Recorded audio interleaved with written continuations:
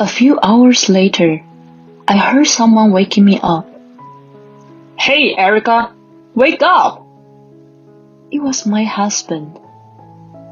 Well, come home. What are you doing? What? What are these appetizers? My parents are here and you bought these cheap appetizers. I told you to do it right today, didn't I? Yeah, that's what your father... Now get up and start cooking. I'll throw this stuff away. Hey! My name is Erica. I'm a 28-year-old office worker. I have a boyfriend named Sean. I met him at a blind date and he made a fierce approach to me. He was kind and funny and I was immediately attracted to him. Then, a year after we started dating, he proposed to me. The answer, of course, was yes. I was so happy that I was going to marry the man I loved so much. My parents also liked him and congratulated us on our marriage. His parents were also very nice people, and I knew we would have a very happy marriage life. After that, the wedding and the honeymoon went well, and we started our new life. I was very happy and enjoying my new life with my husband. Then, I got pregnant. On top of being happy, another wonderful event, and I felt the greatest happiness in my life. My husband was also very happy about the baby. I'm going to work harder, he said. However, I think my husband had the wrong idea about working. Even though I was suffering from morning sickness, he was working a lot of overtime to increase his income. I was so worried about having a baby for the first time, and I wanted him to come home early if he could. But it was not easy for me to tell this to my husband, who was working hard for me and the baby. Then, when 6 months had passed and I entered a stable period in my pregnancy, I decided to take both paid and maternity leave to take a break from my work. But I guess that had the opposite effect for my husband. He seemed to think I was bored at home and didn't do any housework anymore. When we first got married, we were both working, so we shared the household chores. Also, when I got pregnant, he took the initiative to do the housework because he was concerned about my health. But when he started working more overtime, he helped with the housework less and less, and I had to do it all by myself. I was feeling quite stressed out, and one day I had a run-in with my husband. He didn't work overtime and came home early that day. Oh, welcome back. You're home early today. Yeah. By the way, what's for dinner? I'm sorry. I'm not feeling well, so I was lying down until just now. And I was going to start cooking now. Oh, I was able to come home early today, and how come there isn't any food? What? You're a stay-at-home wife, so you should do better. I'm trying my best to do things right. Besides, the reason I'm taking time off work is because I'm pregnant and not feeling well. You should at least understand that. Are you saying it's my fault? Don't blame me for your own inadequacies. I didn't say it like that. I'm just saying that we are a couple and we need to support each other. What I want from you right now is not to work as hard as you do. I want you to be here for me and help me with the housework as much as possible. In short, you want to slack off. What? Why is that?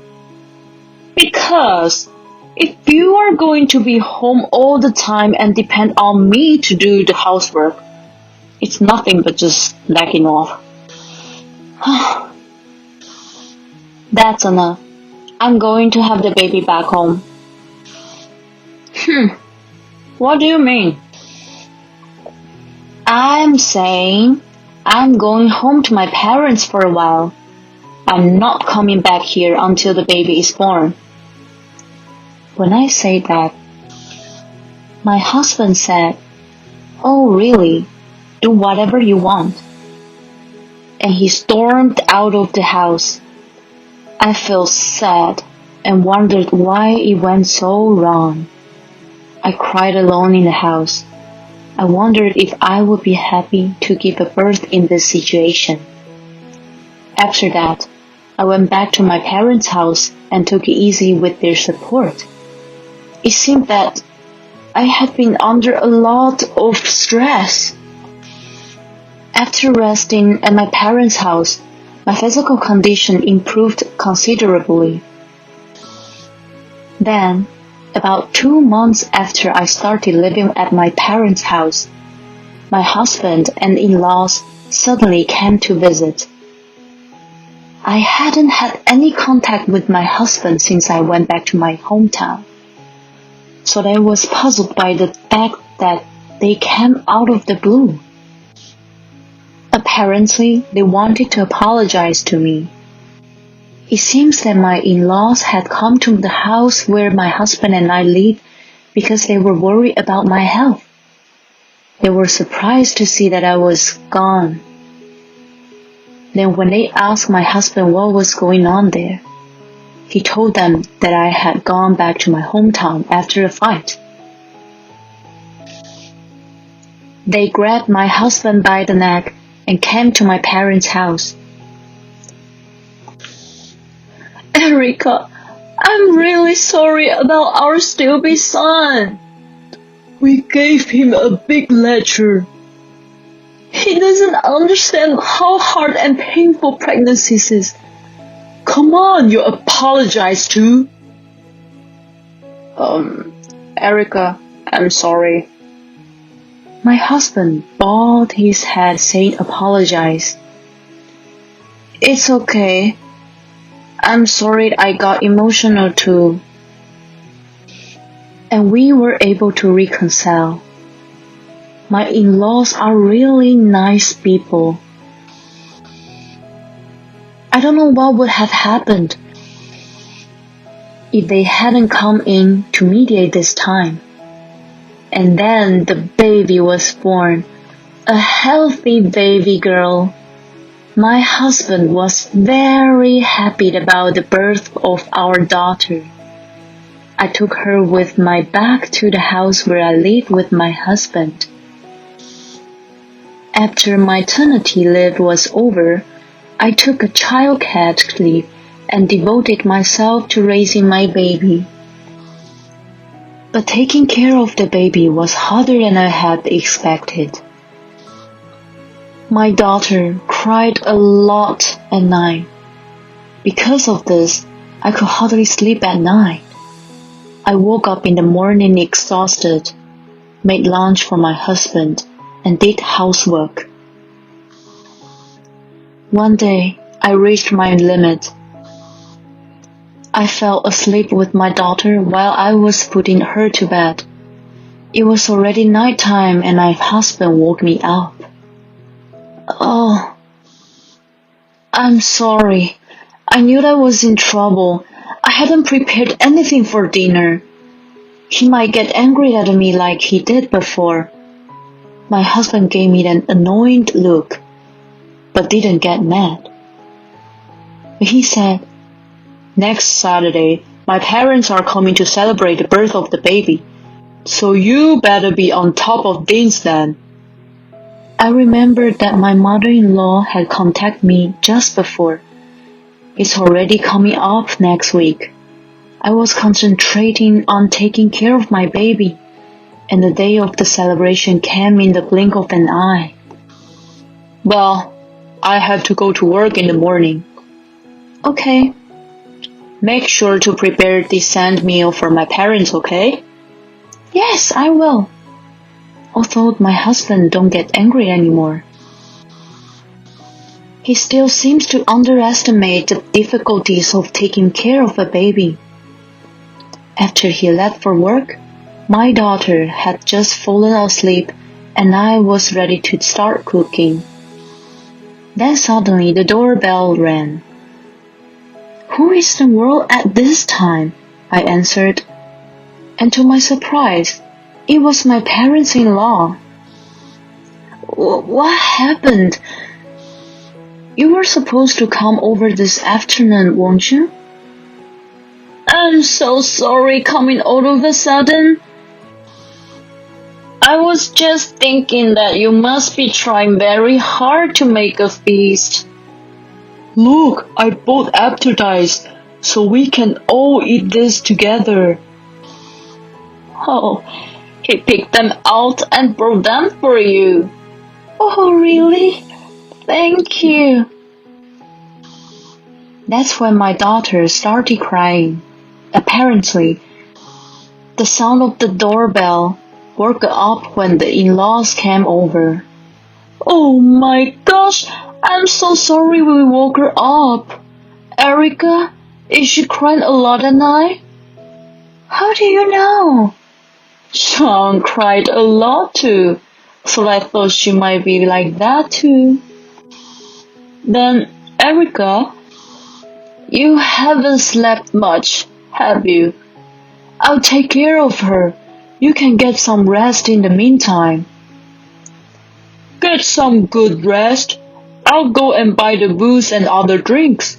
Let me know if you need anything else.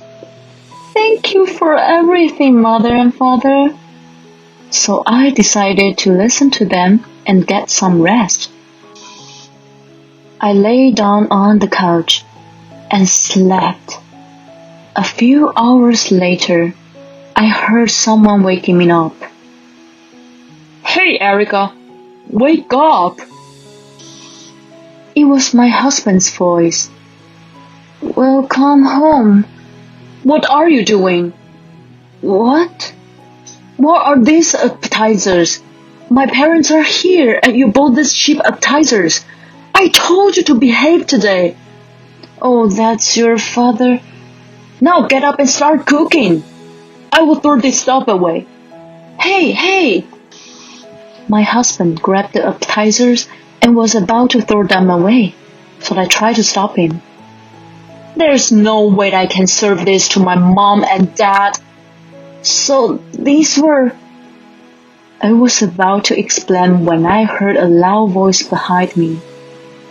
Hey, what are you doing? It was my father-in-law's voice. Apparently, he just got home. My mother-in-law, who went for a walk with my daughter, was also with him.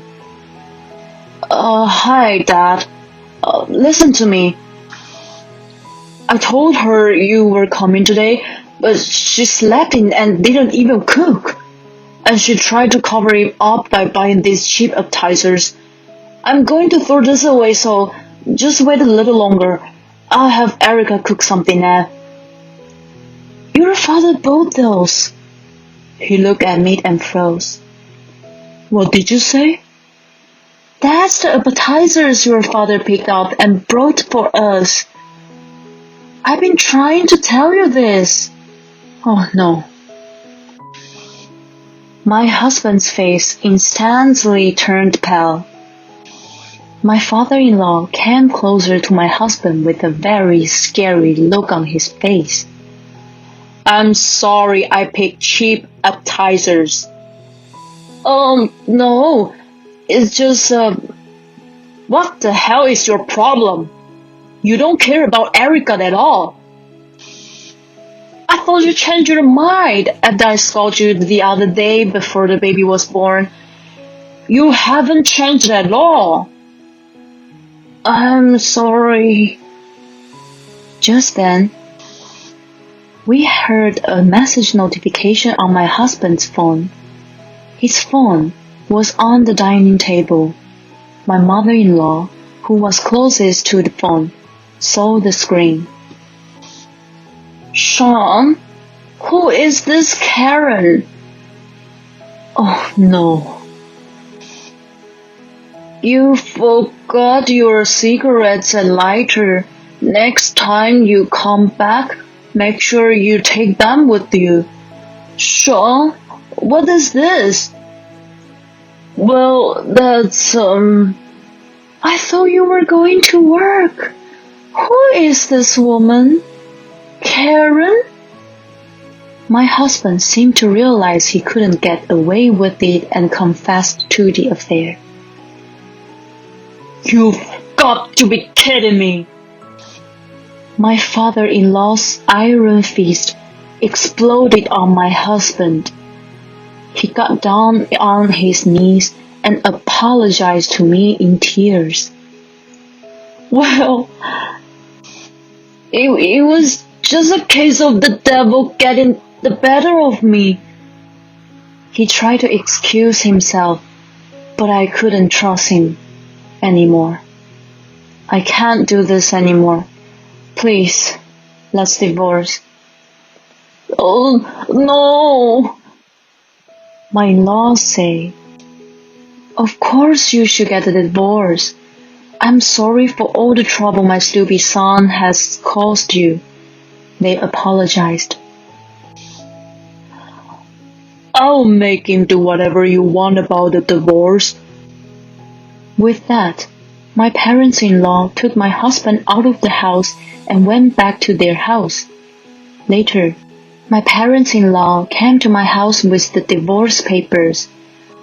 They told me that they made my husband tell them about the affair. The adulterer was a junior employee of the same company.